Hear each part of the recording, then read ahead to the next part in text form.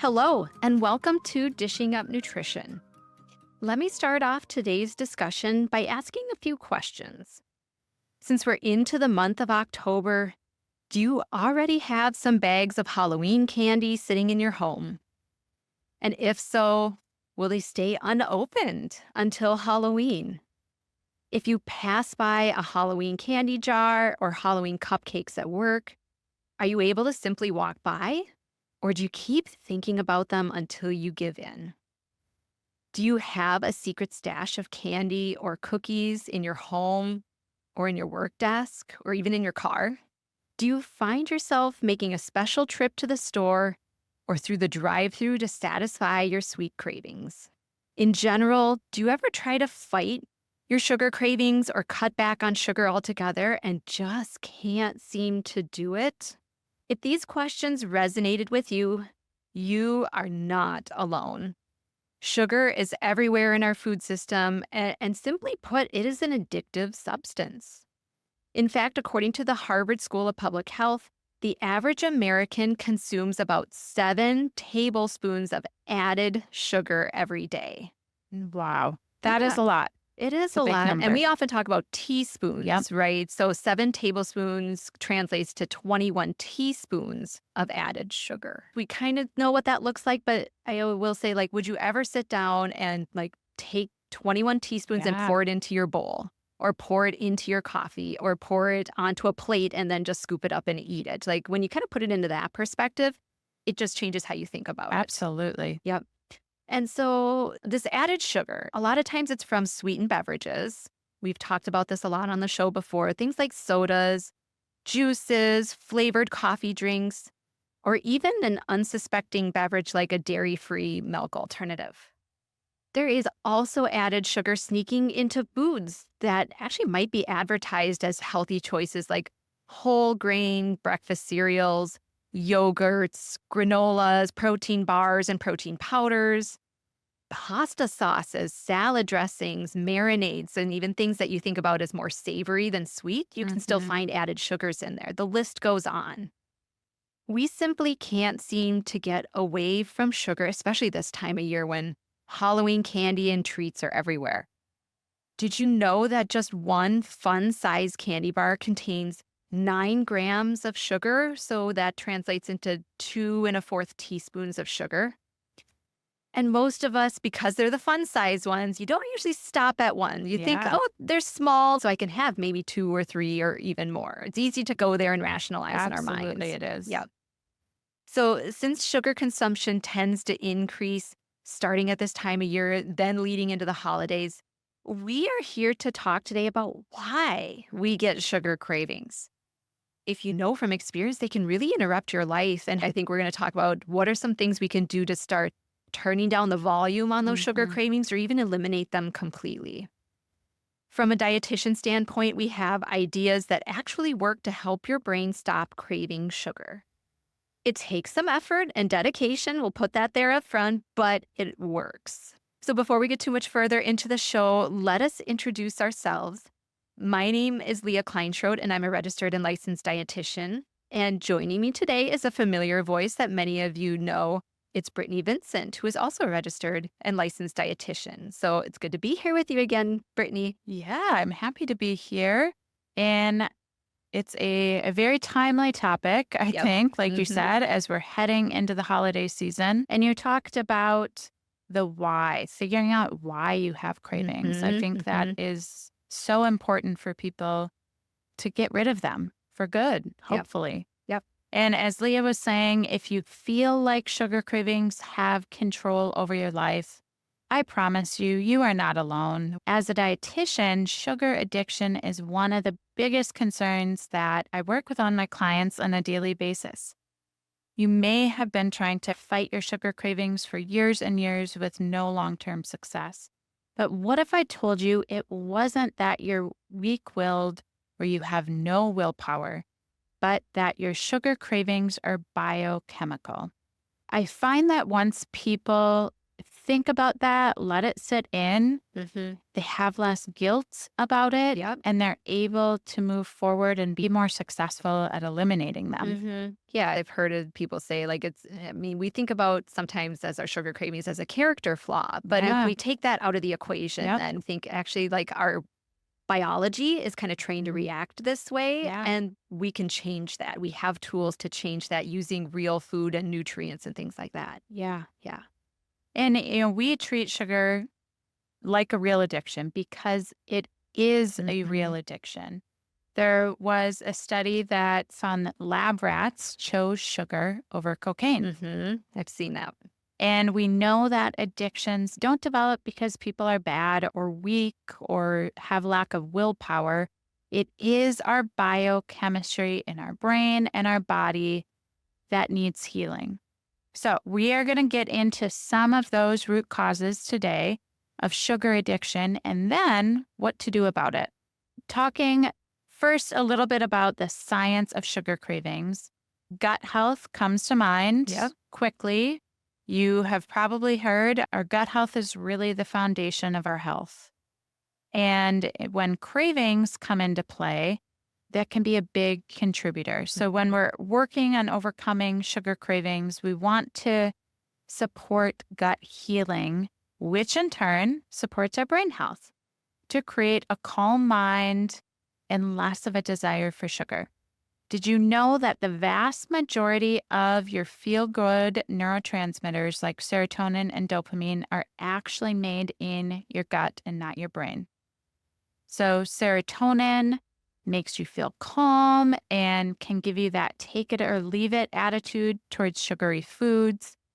Dopamine is a really important player.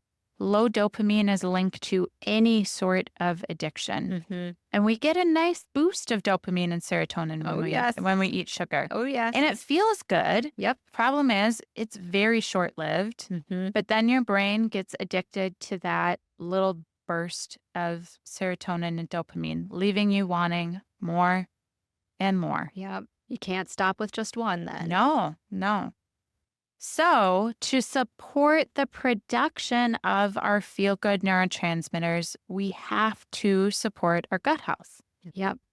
So to me, then that begs the question, like, what causes an unhealthy or leaky gut? Like, that's a term most people will recognize, a leaky gut. And then how does that tie into sugar cravings?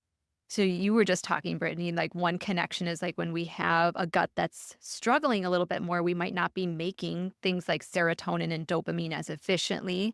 And when we're low in those things, we can experience more sugar cravings.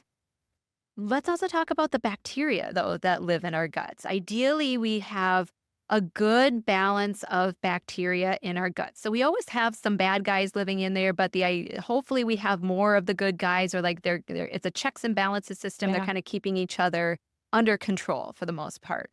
In our modern day, we tend to come up against a lot of challenges in terms of our gut health. Many exposures in our daily life can damage our gut health or cause a shift in that gut bacteria. Even healthy foods are sprayed with damaging pesticides. Our drinking water isn't usually 100% clean. So we have to think some more about some questions to ask ourselves about gut health. So, do you eat gluten? We've talked on numerous shows before how gluten can be a major gut disruptor. If you were born via C-section or were not breastfed as a baby, at least for a few months, like that can just set up a different profile in that gut microbiome that might make you prone to having a little more bad bacteria or just having an imbalance and you have more of those sugar cravings. Have you needed to take antibiotics or over-the-counter anti-inflammatories like ibuprofen in the past? I mean, most of us have. Yes. So it's like, okay, if we need to take it for a few days here and there, that's not the big deal. It's more of like, okay, or do we have chronic pain, like chronic knee pain or back pain, where we're popping these every single day just to get by?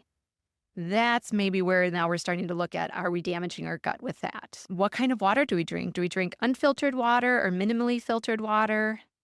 Do you drink alcohol on a regular basis? And have you been battling high stress these days? I feel like that's almost a rhetorical question Yeah. because most of us are dealing with stress on some level, but high levels of chronic stress over time can cause shifts in gut bacteria. So, as you can see, there's just a lot of things that can add up over time, or just a lot that just even living our everyday lives, can throw our gut balance off. And so we can do the very best we can, and we can still run into challenges. Yeah, absolutely. And like Leah mentioned, your gut has that delicate balance of both good and bad bacteria.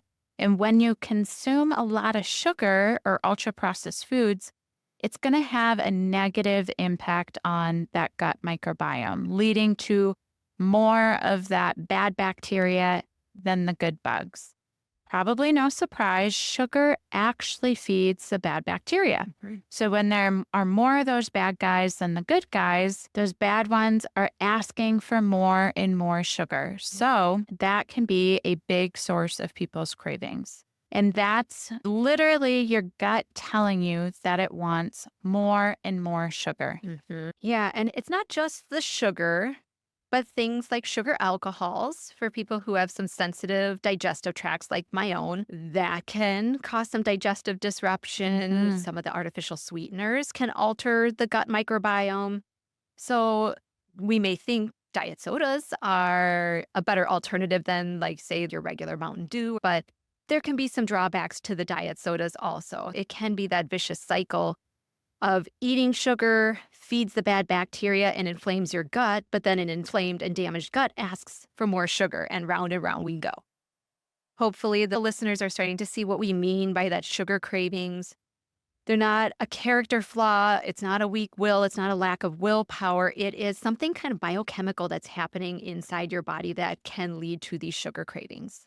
And I think it's important, and I find this shocking to think about, that humans are made up of more bacteria than human cells. Yeah. Yeah. So we really need to think about feeding the bacteria. Yeah. Who's running the show here? Yeah, Is it right. us or is it our bacteria?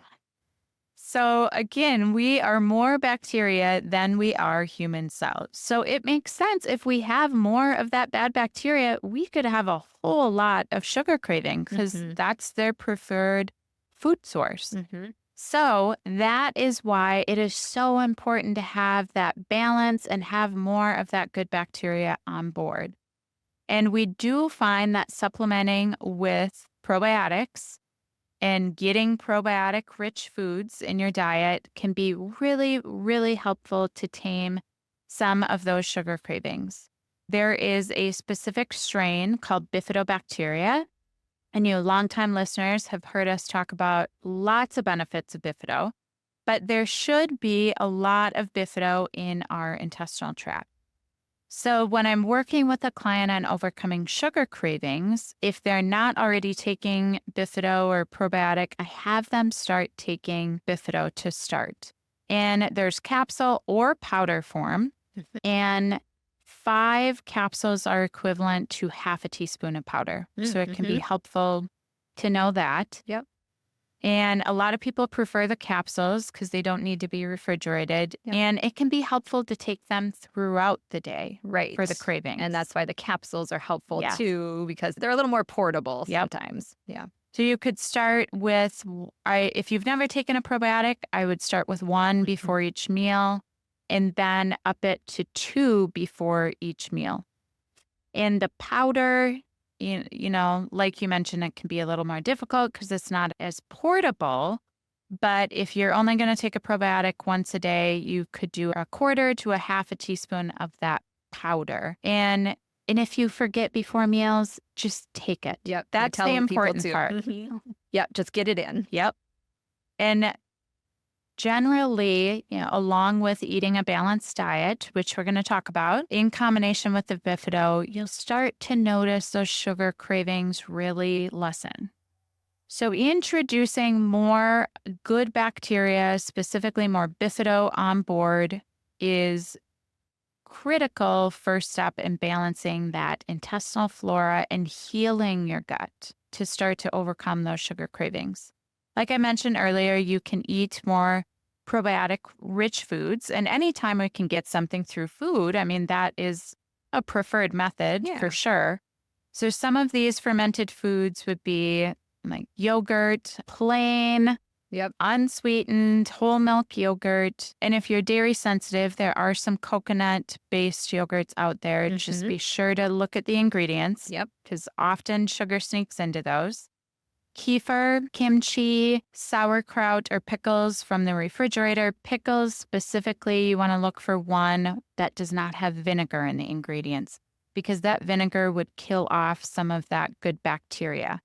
And if you can get, at least one of these fermented foods into your diet every day is a wonderful thing. Yep. I know that can be hard to do, but Mhm. it's a great thing to incorporate. Mhm. And then kombucha, yes, it does have good bacteria, can have a lot of sugar. So be sure to read labels and I would say limit the amount of that. Right. I had a client that comes to mind just thinking about Bifido and the good bacteria. And I saw her many years ago here at the St. Paul office, and she had gone through our Nutrition for Weight Loss Foundations program. She did great. But by our second meeting at that point, she was still having like little lingering cravings, Yeah. not too bad, but she was like, I really wish these were gone. Like, what's going on? And so we talked, and one thing that stood out in her history was about 5 years prior to when I saw her, she had had about a C. diff. Mm. And, it had been cleared up with antibiotics and stuff like that. But like 5 years later, I was like, there might still just be a little disruption in the gut. C. diff is a major intestinal infection that's oftentimes acquired by being in the hospital. Mhm. It can wreak a lot of havoc in the intestinal tract, cause a lot of diarrhea, discomfort. So it's a nasty kind of bug that you want to get out of there. And so this person, when I saw her, I was like, you've never tried probiotics before. Let's just put a little Bifido in there and see how you do. She was an anti-supplement, but she also wanted to keep supplements minimal. So I Yeah. knew I had to be very choosy about what we put in there. And I never saw her again in person, but she either sent me a follow-up note or she like left a review or something like that was like, that was the magic. Like that was the Wow. thing that just kind of took those sugar cravings away the rest of the way. She had done a lot of the hard work on the front end, but that was the thing that kind of did it for her, that kind of just pushed it over the edge. So that's a story I'll always remember. Yeah, that is a great story. Thanks Yeah. for sharing. Yes. So we do need to take a quick break. You are listening to Dishing Up Nutrition, and when we get back, we'll dive a little bit further into some other aspects of gut health and talk a little bit more about what else we can do to help control and manage those sugar cravings. We'll be right back.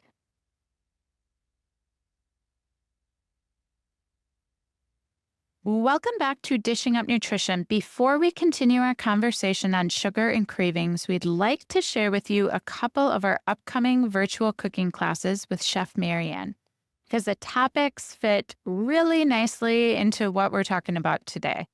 With the holiday season approaching, Chef Marianne will be teaching healthy appetizers on November 13th and sweets that satisfy on December 4th.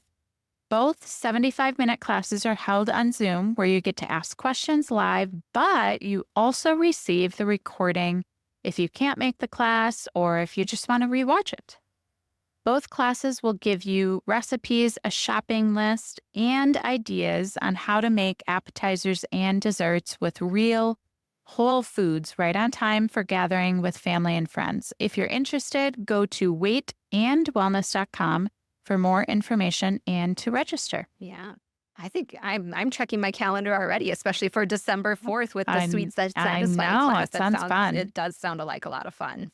So let's bring us back into the conversation that we were having. We were talking mostly about gut health. I want to linger on that topic for a little bit longer and then we'll move on. So another piece of the puzzle when we're on that gut healing path and repairing a damaged intestinal lining or a leaky gut. So we've talked about fermented foods where you can get good bacteria in from the foods that you eat, but also a bifidobacteria probiotic that can be helpful for just kind of getting that therapeutic level of probiotics into your system.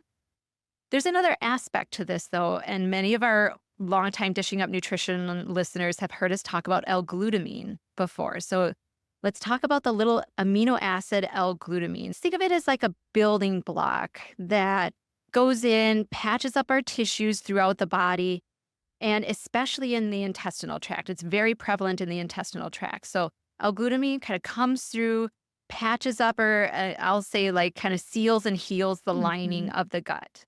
So we want to make sure that the lining of the gut is intact and it's healthy and it can absorb things the way that it should. And then we've also got then the probiotics, the good bacteria that fill up the intestines with those happy little gut bugs. So those are the kind of bugs that won't be asking for the sugar. So I always think about that approach, the L-glutamine and probiotics as a 1-2 punch for the gut.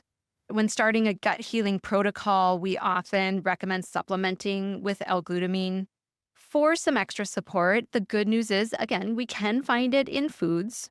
Where do we find it? In our protein. So the answer is protein, protein, protein. So think protein like meats and fish and eggs and poultry, beef. My husband's a hunter, and then we're coming up to the hunting season in a couple of weeks here in Minnesota. Wild game is another good source of that protein. And so this protein is made up of little chains of amino acids, and L-glutamine is in that chain. It's actually the most abundant of all the amino acids in the human body. So you have to think, yes, L-glutamine is helpful kind of for repairing and restoring the gut lining, but also other tissues in the body. So we want to make sure we're getting enough protein in our diet every single day. This is one of the many reasons we suggest eating 4 to 6 ounces of animal protein with each meal. It is helpful for that repair process, but it helps to cut through those sugar cravings. And I'd say like that's one of the most effective and helpful things for my clients. So it's not just eating a little bits here and there Yeah. during the day and then loading up at dinner time. Like we want to have a good whack of protein every time we're eating throughout the day. Yeah, I agree. I find this to be one of the most effective things. Mm-hmm. And it's just modifying the food you eat, Mm-hmm. which I think is always a preferred method. And I notice this myself. If I don't get enough protein at breakfast, I am way hungrier at night. Yeah. And it's easy to think about going into the pantry and seeing if anything's there, Yep. which there isn't ever anything there. But I know some of you can relate to that. Yep. So that protein throughout the day is so critical. And let me share an experiment that you could do. Buy an inexpensive food scale if you don't already have one in your kitchen. And each time you eat a meal, take the time to measure out, for women, 4 to 5 ounces of cooked protein. For a man, I would say 6 to 7 ounces.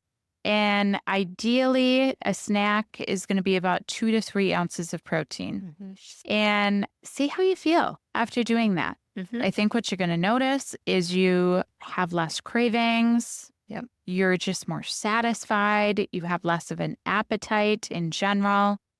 And I think it's very eye-opening because most people realize they're not eating near enough protein. Yep. So eating that 4 to 6 ounces of protein per meal and 2 to 3 ounces with snacks, again, it can really be like magic for reducing those sugar cravings. Mm-hmm. And the beauty of it is it's going to happen pretty darn quickly. Yep.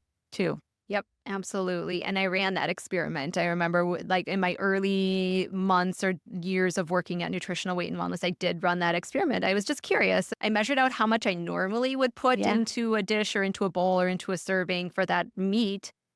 Then I weighed it and it was 2.5 ounces at a meal. So I was like, oh, I have to up my protein game quite a bit here. I have to double it basically.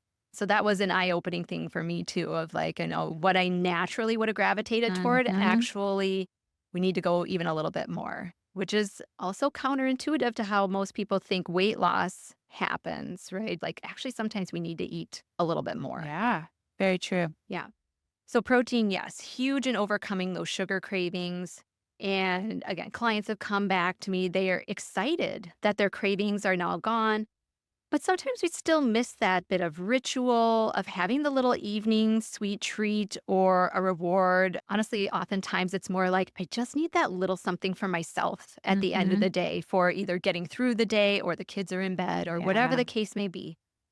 There is something special about that ritual in the evening. So we have to kind of talk through sometimes of like, okay, well, if we're not turning to the ice cream, if we're not using the candy, if we're not using the pastries, if we're not using some of that stuff anymore, what are we going to do instead? Like something else that they can look forward to instead of the ice cream bowl. So, my challenge to the listeners out there, if you have trouble with resisting the Halloween candy or another sugary type of treat, try measuring out your protein, like Brittany explained, and see if it helps those sugar cravings go away. And really, we're asking you to eat more food. So, as I was Mhm. saying before, this should feel like the opposite of depriving yourself.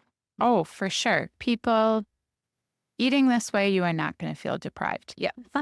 You're going to feel full and satisfied and yeah, less of that desire to go snacking. Mhm. And I hear all the time from clients after you start to eat more real foods, you just don't have that taste for super sweet foods and beverages anymore. I know some of you listening are thinking, that will never be me. I will always be addicted to sugar. Mhm. But I promise you, it is possible to not only be able to say no to sugar, but actually adjust your taste buds so your favorite sweets now will become just undesirable in the future. I know, like most of us, I mean, I used to overindulge in Halloween Oh, candy yeah. for sure. Definitely hard for me to stop at one.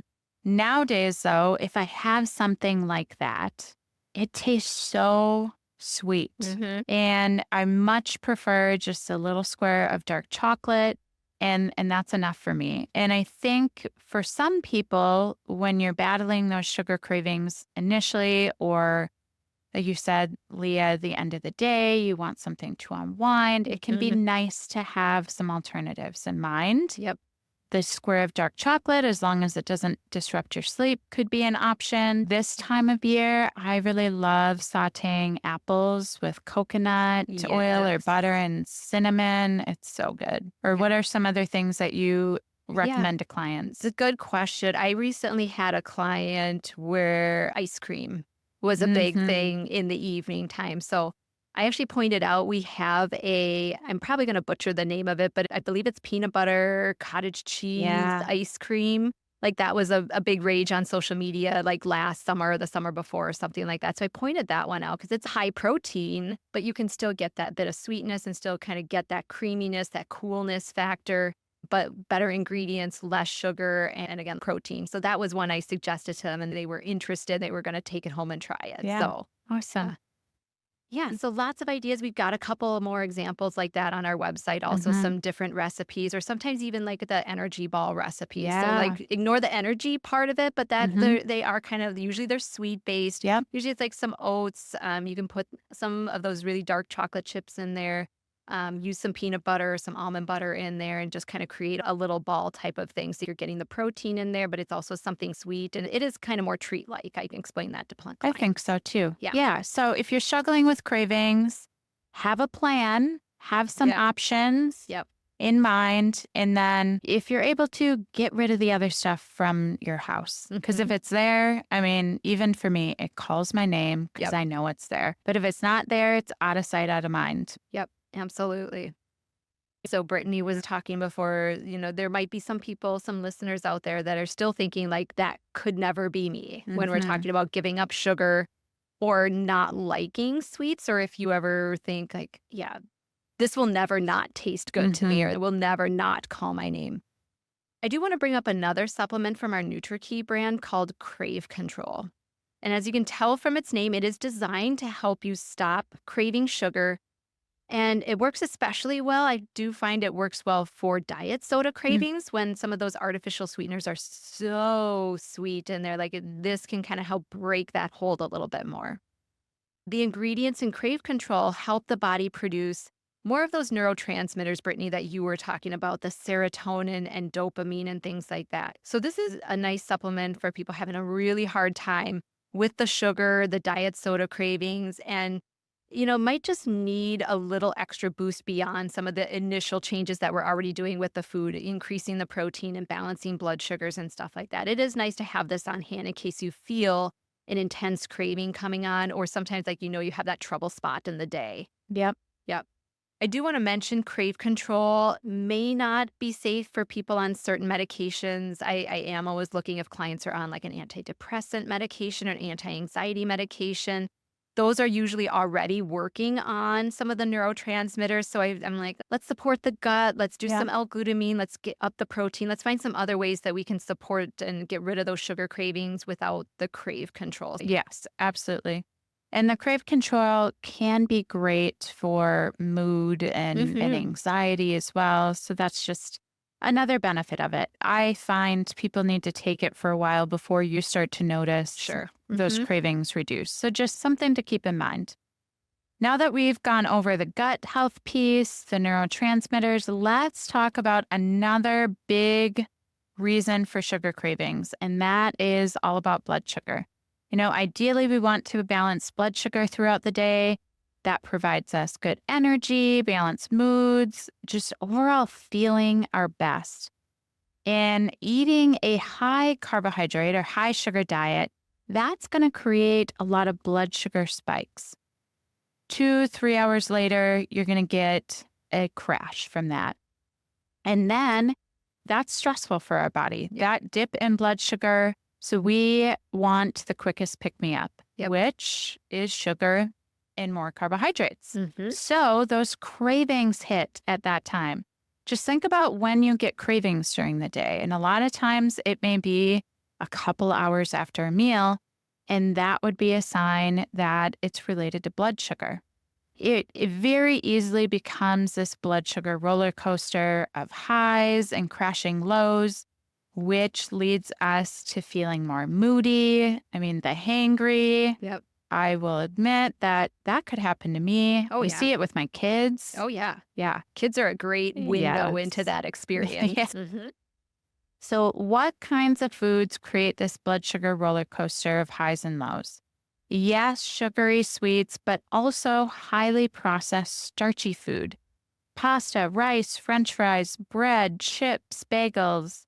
I mean, all of these foods are high in simple carbohydrates, contain very little or no fiber, protein, or healthy fat to prevent that spike. Mhm. And all carbohydrates break down to sugar in the body. So these highly processed carbs are going to break down to sugar very quickly in your bloodstream. And then inevitably, you're going to get a crash shortly after eating it. And I think we've all felt that before. Yep. And it affects people a little differently. That mid afternoon slump is a really common time, Yep. 2, 3 hours after lunch. You may feel lethargic, want to take a nap at your desk, brain fog, you're moody, short tempered, likely not able to handle stress very well. You may even feel shaky or lightheaded, which can be an awful feeling. It affects all of us differently, but this is your body telling you that your blood sugar has crashed and you need more sugar to bring it back up. And this is what we want to avoid, this whole scenario. And when we talk about eating in balance to support blood sugar and our sugar cravings, it's to prevent these big highs and lows. Yeah, when we talk about eating in balance, for us, that means eating a balance of real food, animal protein, real food, healthy fats, and real food, carbohydrates. Those carbohydrates mostly coming from whole vegetables and fruits. So, a perfect meal combination would be that 4 to 6 ounces of animal protein, a tablespoon of added fats. So, the oil that you cook with, maybe like olive oil, avocado oil, maybe butter, maybe ghee. And then you do a couple cups of vegetables on the side. So when we have a combination of those three things, the proteins, the healthy fats, and the real food carbohydrates, we feel even keel throughout the day because our blood sugar is nice and stable. We've taken out the big spikes from the processed and refined carbohydrates and the sugars. I compare the blood sugar roller coaster to the rolling hills blood Mhm. sugar. So we want to have more of those rolling hills blood sugar so we feel more even keel. Our moods are nice and stable. Energy is good. We don't get that afternoon slump. And we can feel like we can tackle whatever the day brings our way. It's so empowering to be able to control how you feel just by eating real food and especially paying attention to those blood sugars. For me, that was one of the biggest eye openers when I first started working here at Nutritional Weight and Wellness. I had no idea. I was mostly on the blood sugar roller coaster day in and day out. And it wasn't until I tried this way of eating that I saw the difference. I was like, oh my gosh, this is night and day. And now, since becoming a dietitian 7 years ago and working with hundreds of clients in those 7 years, helping them make that connection between what you eat and how you feel and how your blood sugars react, clients are able to get through their day much better. I'm able to get through my day Mhm. much better without the energy crashes and the sugar cravings. And so, as a dietitian, that is one of the most rewarding experiences I have with clients when you get those aha moments or they come back and they're like, I feel so much different at 2 p.m. trying eating this way than I did 4 weeks ago. Yeah, it is amazing to see. Yeah. So once we start that balanced real food plan, it doesn't have to be something like this is going to take a month or two to take Yeah. effect. Like blood sugar reacts very quickly, even within that one meal. Like you can really start to get on a good path and a much better train. So people will come back and say, I don't feel tempted to go through the drive through this week, or I can walk by the candy bowl where before I couldn't, or I can walk by the vending machine where otherwise like I would have stopped for that 2 or 3 p.m. afternoon snack every day. So as dietitians, that's why we do what we do here. It's helping our clients see how making those changes in their diet makes a huge difference in how they feel in their day-to-day lives. Yeah, I too. I mean, having a balanced blood sugar, I feel like a totally different person. Yes. Yeah. Yes. If you're just starting out, I would recommend focusing on that breakfast. If you start your day with balanced blood sugar, it's going to be a lot easier Yeah. I talk to about manage. breakfast being an anchoring meal in your Yes. day. And so, like, even if the rest of the day falls apart a little bit, Hmm. like you have that one anchor in the beginning of the Yeah. day so that the ripples don't kind of carry out too far. Just to recap, the best way to combat sugar cravings is to heal the gut and balance blood sugar. Simply put, we do this through eating real food in balance, meaning each time you eat, making sure it includes 4 to 6 ounces of animal protein, about a tablespoon of healthy fats or oils, and ideally a couple of cups of mostly vegetables for carbohydrates. So each time you eat a balanced meal like this, you can think, I am fighting my sugar cravings. I am nourishing my body.